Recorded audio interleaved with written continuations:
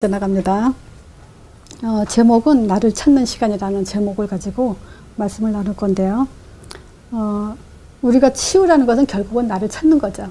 근데 뭘로 찾냐? 말씀으로 치유받을 때 나를 찾을 수 있고요. 그 말씀으로 치유받은 그 자체가 이제 영적인 치유가 됩니다. 그래서 오늘은 그 메시지보다는 우리가 좀 발견하는 차원에서 좀 메시지를 정리를 했어요. 로마서 16장 25절에 보면 바울이 이런 고백을 합니다. 나의 복음과 예수 그리스도를 전파함은 영세 전부터 감추었다가, 뒤에는 26절에는 이제 나타나신 바 되었고 나오는데 그거는 이제 다음 주에 하게 될 거고요. 그건 나의 복음과 예수 그리스도를 전파함은 그랬어요. 그러니까 바울은 저는 어떤 면에서는 바울 같은 전도자는 영적 치유가 정말 완전하게 되지 않았을까 하는 그 모델이 이제 바울이에요. 그럼 영적 치유가 된 사람이 무슨 말을 했냐 했을 때 나의 복음과 그랬어요. 그래서 복음이 내 것이 돼야지 그냥 들은 거, 나하고 상관없는 거 이렇게 되면 안 돼요. 그래서 나의 복음이 돼야 되는데 어느 정도냐, 이 복음이 아니면 절대 안 된다는 그 확신을 갖고 있어야 돼요. 교만이 아니라 확신이요. 그래서 이 복음을 전파하면 영세 전부터 감추었다가 그래요. 이건 왜 그러냐? 감춰졌던 거기 때문에 아무나 알 수 있는 게 아니에요. 그래서 제자는 아무나 제자가 되는 게 아니에요. 아무리 자기가 자신이 제자다 하더라도 시간표가 되면 이렇게 끝이 보여요. 열매가 나와요. 그래서 끝까지 가봐야 하는 게 제자예요. 그래서 옛날에 그 무슨 영화인가 그 제목은 까먹었는데 그 악마가 이 세상에 나왔는데 사람 몸에 들어갔죠. 근데 그 사람은 그 동네에서 굉장한 인정받는 아주 좋은 훌륭한 그 지도자예요. 근데 그 지도자가 알아요. 이 세상에 악마가 지금 내려왔구나. 그걸 아는데 그 악마가 누군지는 몰라요. 근데 나중에 영화 끝을 보니까 바로 그 사람이었어요. 마을을 다스리고 백성들을 돌보던 그 사람이 결국은 죽을 때 내가 악마였구나. 이걸 깨닫고 죽더라고요. 그와 마찬가지로 우리는 그런 사람이 되지 않도록 제자라는 거에서 우리 자신을 날마다 점검하면서 가야 돼요. 자신이 사실은 자신에게 속아요. 누린다고 하면서 누림에 속아요. 전도 하면서 또 전도자의 삶에 속아요. 이런 것들이 너무 안타까워요. 그래서 정말 우리가 말씀 치유로 굉장히 뿌리내려야 돼요. 우리는 정말 24시 사단 공격 받고 있어요. 거기에 우리가 인식하지 못한다면 우리는 결국 당하고 말아요. 지금 우리가 사단 얘기 얼마나 정확하게 하는지 아시죠? 베레아가 아니에요. 모든 게 그 귀신이 한다. 그런 베레아 잘못된 귀신론이 아니에요. 진짜 성경적인 사단이 무슨 짓을 하고 어떤 목적을 갖고 있는지 그거에 대해서 정확하게 알고 있기 때문에 우리는 정말 사단에 대한 실체를 정말 알고 있어야 돼요. 자, 우리가 신앙생활은요. 신앙생활 두 가지로 나눌게요. 신앙생활을 예배와 설교. 그러면 예배에는 물론 설교도 들어가 있어요. 예배나 설교나 같은 말이긴 해요. 예배에는 뭐가 있어야 되냐면요. 말씀이 있어야 돼요. 그리고 찬양과 기도와 헌신이 있는 게 예배예요. 우리가 신앙생활 할 때 교회 주일날 예배하러 갔을 때는 요 네 가지가 이렇게 같이 가는 것이 예배예요. 근데 진짜 예배는요, 뭐 하는 거냐면,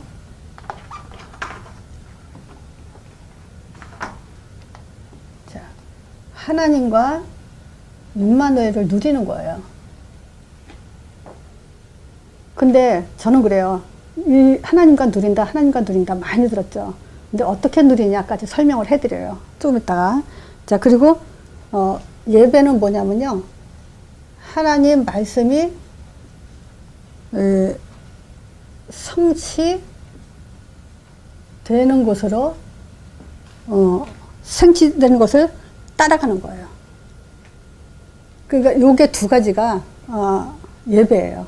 그래서 예배 속에서 우리는 말씀을 임마누엘하고 그리고 또 그 말씀이 성취되는 것을 따라가는 방향을 가지고 가야 돼요. 근데 문제는요, 이 설교를 지금 그 예배 드리면서 실패하는 이유가 뭐냐면요, 그냥 설교를 들으니까 그래요. 어떻게 들어야 되냐면요, 이 설교 속에서 하나님의 음성을 들어야 돼요. 이거는 귀로 소리가 나온다는 그런 얘기가 아니에요. 오늘 바울이 말한 것처럼 나의 복음은 예수 그리스도를 전파하면 영세전에 감추었다가 하나님의 음성은 뭐냐면 하나님의 비밀이 있어요. 이걸 듣는 거예요. 그래서 이걸 정말 듣는 자가 있고 들으면서도 못 듣는 자가 있어요. 말해줘도 못 알아듣는 자도 있고요. 자, 이 두 가지를 모르면요, 사실은 영적 문제에 걸리게 돼 있어요. 그래서 이게 여기서 그 예배와 신앙 설교가 제대로 돼야 영적 문제를 치유받을 수 있다는 거죠. 그러니까 영적 문제 치유는 어디서 되냐? 예배와 설교에서 치유해요. 지금 저는 여기서 제자 훈련을 하고 있지만은 진짜 말씀 받는 것은요, 강단이에요. 그 강단에서 하나님은 말씀을 주세요. 왜냐? 성도들 통해서 하나님이 주시는 말씀이 있어요.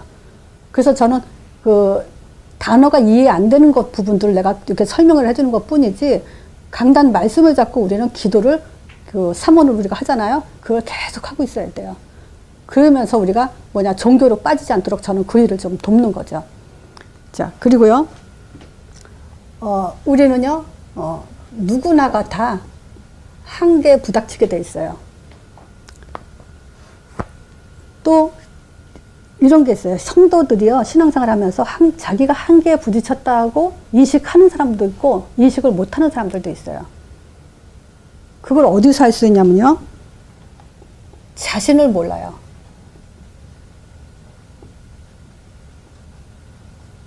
반드시 사람마다 자기 한계가 있어요. 우울증을 시달리는 사람이 있어요. 불면증. 또 분노 조절 장애. 이게 잘 안 되는 사람 있고요. 또 뭐가 있냐? 공황 장애.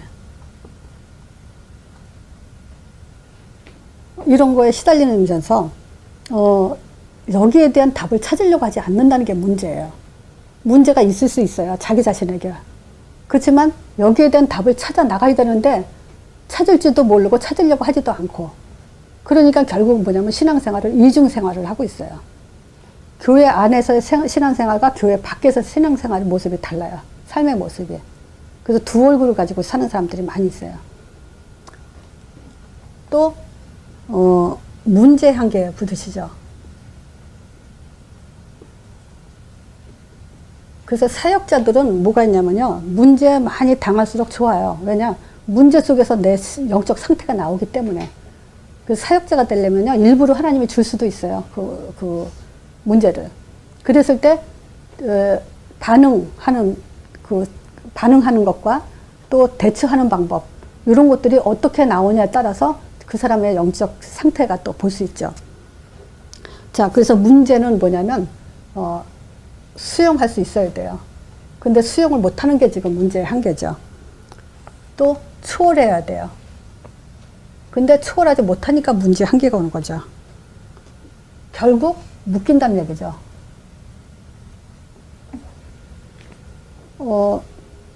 지금 수용하라는 말은 무슨 말이냐면요, 문제는요, 하나님이 허락할 수도 있어요. 근데 그걸 내가 수용하지 못한다는 것은 하나님의 허락을 거부한다는 얘기가 똑같죠. 그래서 전도자의 삶을 사는 우리는 반드시 정말 우리는 전도자예요. 그렇기 때문에 수용하고 받아들일 수 있어야 되고요. 초월할 건 초월해야 돼요. 이렇게만 된다면 정말 어떤 것까지 되냐면 그릇까지 돼요. 그릇까지. 자, 세 번째, 인간관계의 한계죠.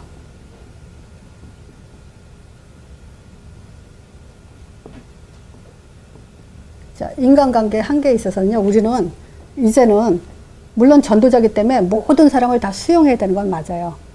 근데 뭐가 있냐면요, 사람 보는 눈에 한계를 가진 사람들이 있어요. 분명히.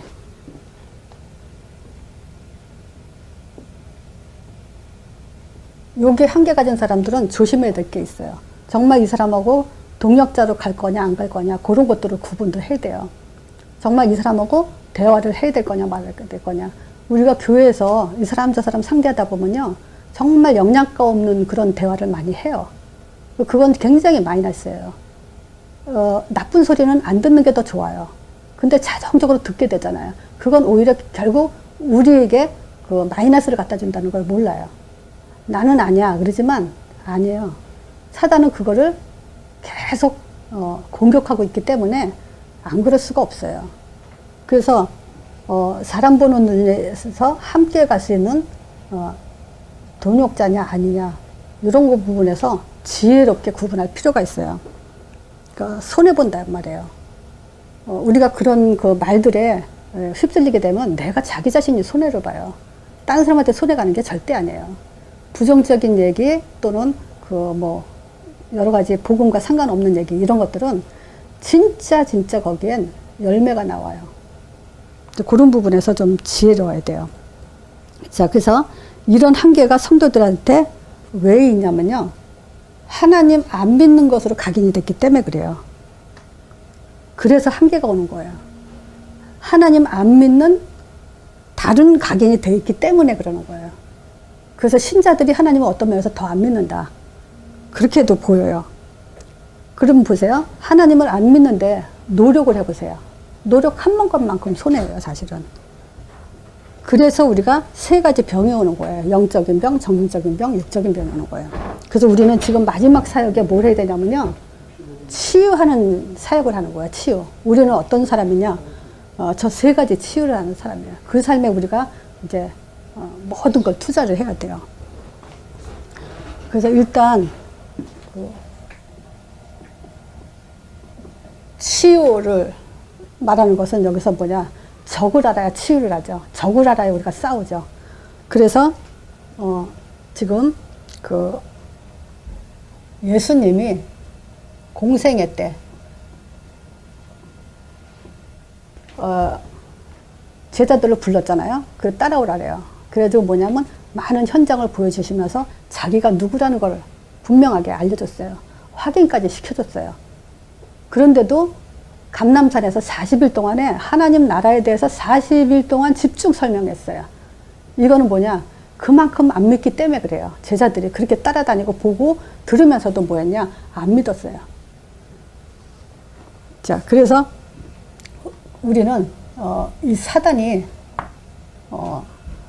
지금 공격하는 통로, 지금 사단의 공격 통로, 이 부분을 보면요. 한마디로 말하면 요 생각에 있어요. 요 생각만 공격해버리면 끝나요. 자, 이 생각에는 뭐가 있냐면요. 자, 의식과 잠재의식과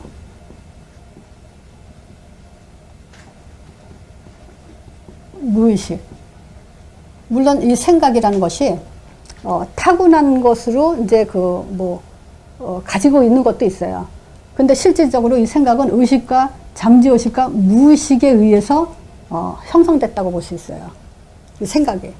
근데 보세요. 의식이라는 건 뭐냐면요. 깨어있는 상태에서 자기가 이제 뭐냐면 자기 자신과 또는 사물에 대해서 인식하는 그런 작용, 그걸 생각이라고, 의식이라고 하죠. 그러니까 이거는 깨어있는 상태를 말하는 거예요. 잠재의식은 의식과 무의식 중간, 그 과정을 지금 말한다고 할 수 있어요. 그래서 이 잠재의식은 뭐냐면, 무의식과 의식의 중간 과정이면서 일단 어떤 경험을 하죠. 사람이. 경험을 한 후에 그 경험과 관련된 사물이나 사람이나 사건이나 동기 따위 같은 것에 일시적으로 의식을 못해. 일시적인 의식을 못하다가 필요에 따라서 다시 그것이 드러나는 거. 그걸 이제 잠재의식이라고 해요. 그럼 이 잠재의식은 예를 들어서 이렇게 형제가 셋이 있는 자녀가 셋이 있는 집은 둘째가 상처를 많이 받아요. 왜냐? 큰애는 큰애라고 해서 부모가 이뻐하고 막내는 막내라서 이뻐해. 근데 중간에는 별로 관심을 안 가져. 근데 그렇게 모르고 엄마도 교육을 살아왔고 둘째도 모르고 있다가 어느 날 폭발을 하죠, 이게. 엄마는 왜 나를 사랑하지 않고 오빠만 사랑하고 동생만 사랑하고 이런다고 이제 폭발을 하죠. 근데 그런 게 이제 살아오면서 잠재되어 있다가 때가 돼서 딱 드러나는 거야. 또 어떤 애는 진짜 그 상을 받아왔는데 어려서 엄마가 이제 칭찬을 안 해줬어. 그랬더니 커서 엄마는 나를 항상 인정을 안 해. 이렇게 드러나든가. 근데 그런 게 이제 잠재의식이에요. 근데 무의식을 말하려고 하는데 이 무의식은 뭐냐면요. 자신의 언행과 행동에 대해서 전혀 지금 스스로 인식을 하지 못하는 상태를 말하는 거예요. 근데 나는 이거를 불신자 애들에게 하는 말이 아니라 신자들에게도 나는 이 무의식 상태에 있는 사람들을 좀 봐요.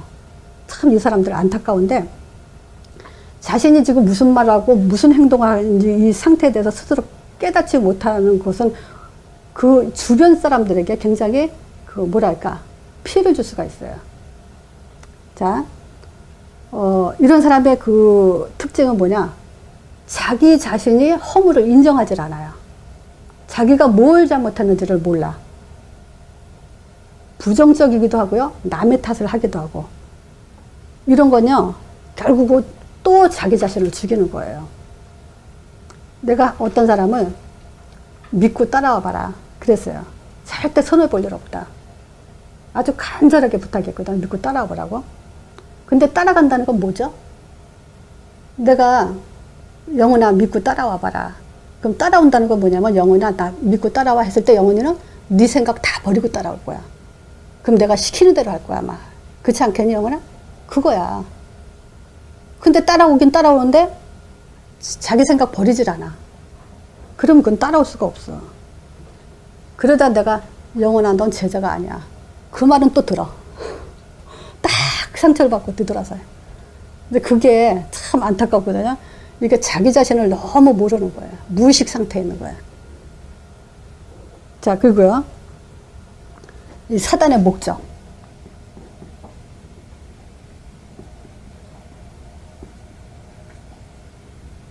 자, 이 사단의 목적 우리가 많이 했어요. 자, 영적 치유의 키는 이 바로 이 사단의 목적. 요거를 아는 사람이에요. 자, 우리가 매일 생각해 보세요. 요한복음 10장 10절이 뭐? 사단은 도적질을 했다 그랬어요.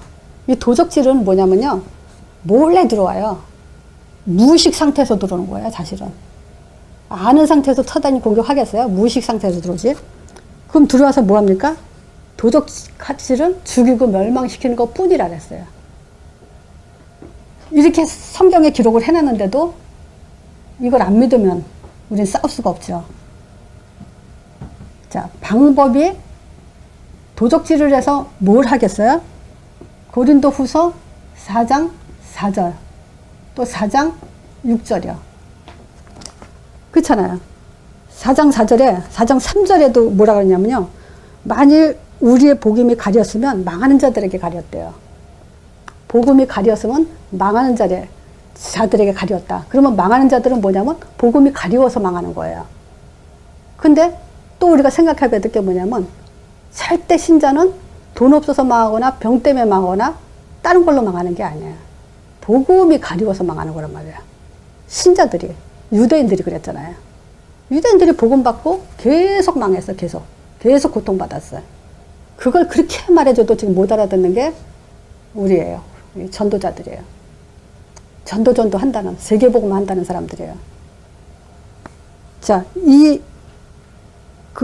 복음을 가리우는데 그 중에 이 세상 신이 믿지 않은 자의 마음을 혼미케 해서 그리스도의 영광의 광채만 비치지 못하게.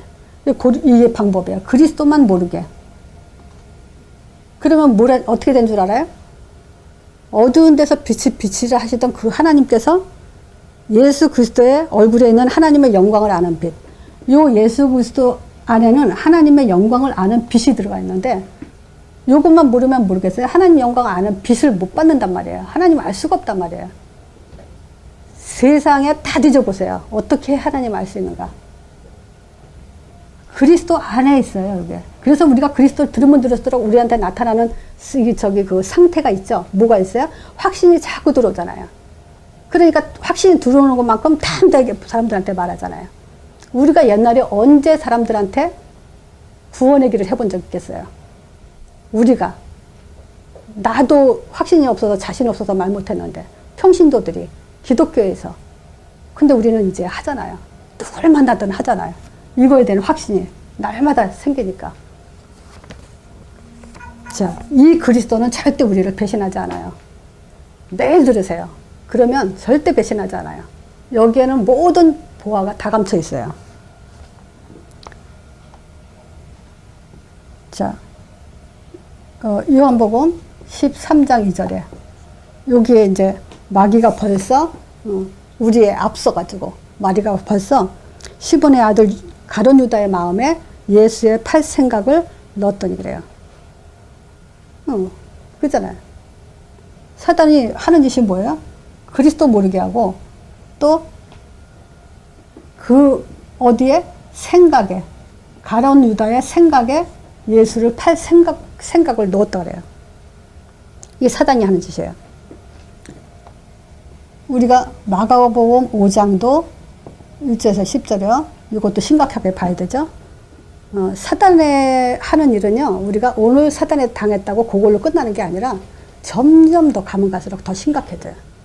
그래서 여기에 키는 뭐가 있냐면요, 밤낮 무덤가에서 소리 지르는 귀신이 쇠사슬과 고랑이를 차도 여러 번 했다 그래요. 그 여러 번 해도 끌어. 아무도 죄의 실사가 없어. 결국 돌로 제 몸을 상한다는 거야. 우리가 사단한테 당하면요, 사단의 목적을 놓쳐버리면요, 결국 우리가 상해요. 우리 자신이 결국 스스로 상하게 돼 있어. 우리가 사단을 이길 수 있습니까?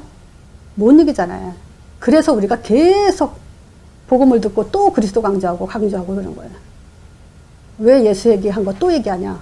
아니, 사단이 이렇게 계속 우리한테 병들게 하고 멸망시키고 하나님 얼굴 안에 빛을 잊어버리게 하는데 우리가 무슨 수를 삽니까?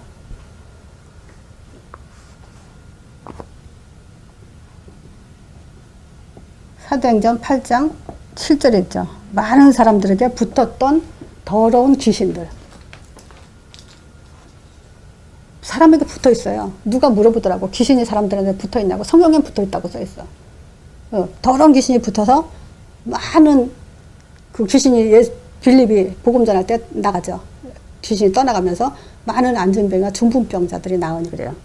우리의 육체까지도 완전히 고통 속에 살게 한단 말이에요. 보세요. 그래 영이 죽으면 정신이 죽고 육까지 멸망받는다는 얘기가 여기서 다 나와요. 사단의 목적.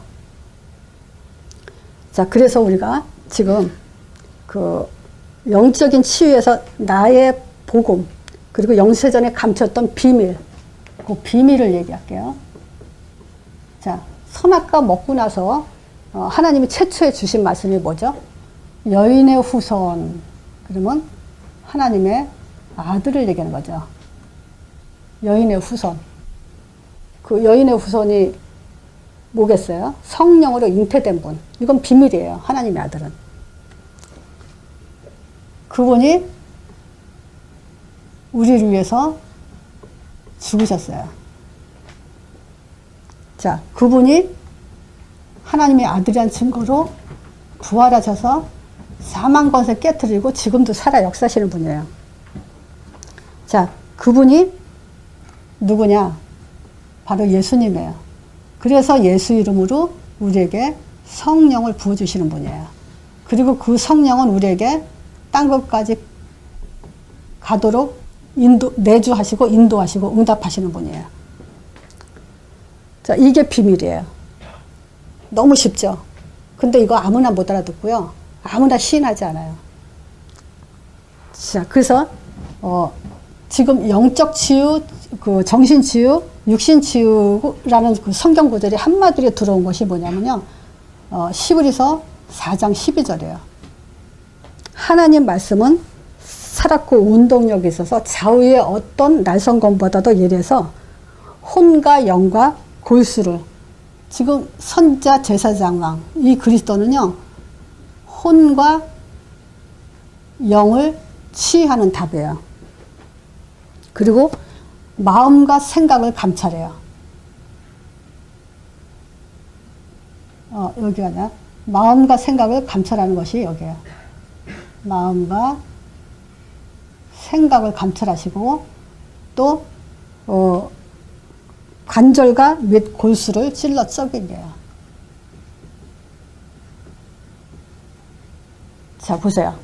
12서 4장 12절은요, 하나님 말씀은 살았고 운동력이 있어요. 그래서 우리 혼과 영을 치유하시고, 마음과 생각을 감찰하시고, 또 관절과 골수를 찔러 쪼개기까지 해요. 자, 그래서 우리 뇌 속에 그리스도가 들어가지 않으면, 하나님의 아들 십자가 부활, 이것이 들어가지 않으면요, 우리 영혼은 살아날 수가 없어요. 자, 이게 지금 영적 치유의 첫 번째예요. 영과 혼을 치유하는 답이야.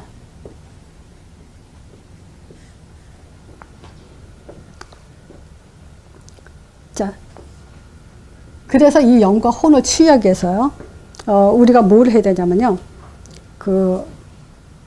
지금 제자 훈련 1단계부터 2단계는 기본적으로 반복해서 내 걸로 만드셔야 돼요. 왜냐? 그거는 떠먹여준 거예요.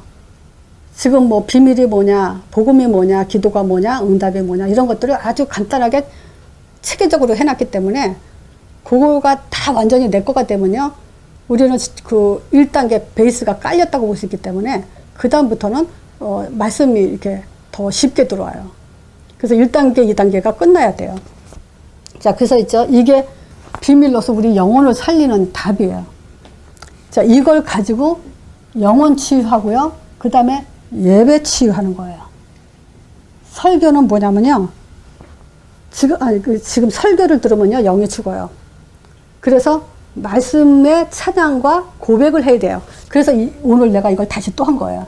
이 말씀에 대해서 찬양을 해야 되고요, 그리고 고백을 해야 되는 것이 영적 치유예요.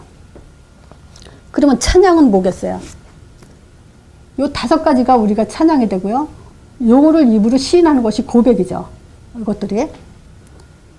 지금 그러면요, 지금 우리가 뭐예요? 다 내려놓고 여기에만 집중한다면요, 그것이 영적 치유고 그것이 예배인 거예요. 그리고 이것이 진짜 우리가 삶에 대한 예배가 되는 거예요. 삶 예배. 즉 말하자면 24시 언약 기도요. 우리 영혼을 살릴 수 있는 답은 이거밖에 없어요. 그리고 대화 기도. 하나님 아들 보내주신 거 감사하죠. 그렇죠? 그래서 그거랑 대화하는 거예요. 하나님이 하신 일에 대한 시인과 고백, 인정, 신뢰. 이것이 지금 기도이면서 또 대화 기도예요.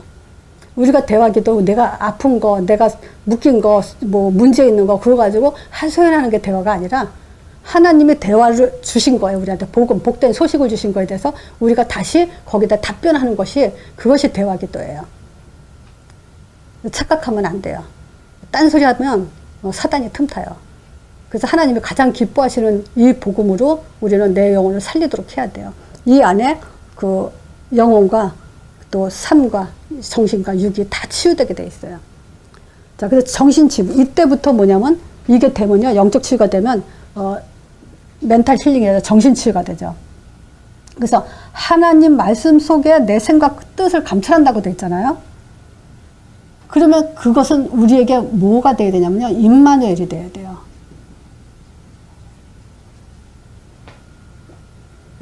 내 생각과 뜻을 감찰하시나니 했을 때 우리는 뭘로 지금 느껴야 되냐, 그거를. 하나님이 나와 함께. 근데 제일 안 믿는 게 뭐냐면 성령으로 우리와 함께 한다는 것을, 임마누엘 한다는 것을 안 믿어요. 그렇죠? 우리 그런 경험 해봤잖아요. 임마누엘 믿죠. 하나님 나와 영원히 함께 한다는 것도 믿고. 근데 무슨 문제가 있을 때, 대화에 있을 때 탁 뭐가 튀어나오잖아요. 물론 사람이 혈기가 있으니까 안 튀어나오는 것도 좀 그렇지만, 그렇다고 튀어나오는 것도 그거는 뭐냐, 범사에 어떤 문제 속에 있어도 하나님이 함께 한다는 걸 안 믿는다는 거죠. 하나님을 인정하지 않고, 또 한 가지면 하나님이 항상 내 안에 함께 한다는 것. 그래서 내가 늘 또 얘기하지만, 요셉이 감옥 갔을 때, 노예로 팔려갔을 때 하나님이 같이 갔고요, 감옥 갔을 때 하나님 감옥에 같이 가 있었어요. 그래서 꿈을 해석한 거잖아요. 노예로 갔을 때 보디발이 보고 하나님이 함께하는 거 봤잖아요. 그러니까 하나님은 우리를 같이 어디 있든 24시 함께한다는 거예요. 그래서 나는 사실 그래요. 나를 찾는다는 건 뭐냐면 정말 하나님의 존재에 대해서 인정을 하라는 거예요. 하나님을 믿으라는 거예요. 그분이 성령으로 우리와 함께한다는 사실을 믿으라는 거예요. 이게 나를 찾는 시간이에요. 영세전에 감췄던 비밀이란 말이에요. 이거를. 그 비밀이 우리를 지금 함께하게 돼 있어요. 그래서 이렇게 하세요. 성령으로 내 안에 함께하심을 감사합니다. 그렇게 하면 안 돼요. 이거 5개를 고백할 때, 언약기도 할 때 성령으로 나와 함께한다고 믿어야 돼요. 우린 그걸 착각을 해요. 자꾸 말장난으로 그걸 확신을 갖고 말장난으로 하나님이 나와 함께한다고 그러는데 실제 함께하는 건 뭐냐면 이걸 고백하는 자에게 하나님이 함께하는 거예요. 근데 우리는 그냥 하나님이 함께 임마누엘에 그런단 말이죠. 성령으로 나와 함께한다는 증거가 뭐예요? 예수 이름이란 말이에요. 그 예수 이름이 약속이고 그 예수 이름이 증거란 말이에요. 성령이 역사한다는 증거. 그렇게 임마누엘이라는 거예요. 내가 저거 하고 끝나면 그냥 성령이 나와 함께하는 거 그거 믿어야 돼. 이렇게 하면 그건 또 잘못 들은 거예요. 이걸 5개를 하세요. 고백을. 이거 하는 사람한테 하나님이 함께해요. 그 원리를 순서를 바뀌면 안 돼요. 자, 그래서 이걸 가지고 뭘 하냐? 구원에 대한 감사. 이게 정신치유가 되는 거예요. 이때 우리는 상처가 치유되죠. 이 상처를 치유받지 못하면 계속 나를 죽여요. 상처는 계속 나를 병들게 해요. 이중손해죠. 자, 그래서 우리가 이제 드디어 삶의 감사가 나오게 되는 거예요. 범사의 감사죠. 모든 것이 감사가 되죠. 그때부터 이제 우리는 육신치유가 되는데, 우리는 세포를 살려야 돼요.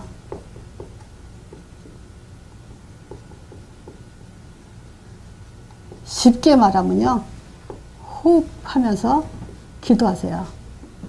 이 언약 기도를 할 때 호흡을 하면서 하세요. 그냥 하면은 기운동이라고 그러죠. 그 귀신 들어가는 운동. 근데 우리는 호흡 기도가 언약 기도를 할 때 우리 영의 세포, 육신의 세포 이런 것들이 살아나요. 그거 우리 과학적으로도 있잖아요. 우리가 무슨 그 병원에서 사진 찍을 때 호흡을 멈추고 크게 쉬다가 딱 멈추라 그러잖아요. 그때 이제 사진을 찍기도 하잖아요. 그거 원리란 말이에요.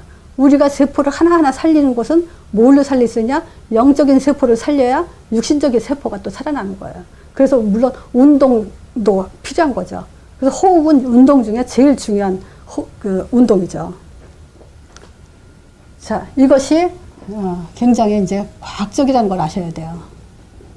근데 이 과학적인 호흡 기도가 언약 기도를 했을 때 초과하게 되는 거예요. 그죠?